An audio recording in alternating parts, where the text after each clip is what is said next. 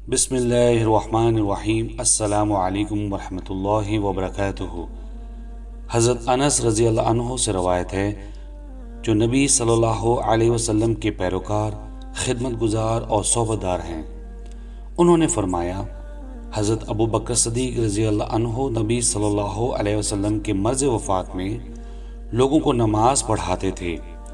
پیر کے دن جب لوگ نماز کے لیے سب بستہ تھے تو نبی صلی اللہ علیہ وسلم نے اپنے حجرے کا پردہ اٹھایا اور کھڑے ہو کر لوگوں کی طرف دیکھنے لگے۔ پھر آپ بشاشت کے ساتھ مسکرائے تو ہم لوگوں کو انتہائی خوشی ہوئی۔ اندیشہ تھا کہ ہم نبی صلی اللہ علیہ وسلم کو دیکھتے دیکھتے نماز سے غافل ہو جائیں۔ اس کے بعد حضرت ابو بکر صدیق رضی اللہ عنہ الٹے پاؤں پیچھے لوٹنے لگے تاکہ لوگوں کی صف میں شامل ہو جائیں۔ وہ سمجھے کہ نبی صلی اللہ علیہ وسلم نماز کے لیے تشریف لا رہے ہیں، لیکن آپ نے ہماری طرف اشارہ کیا کہ اپنی نماز پوری کر لو۔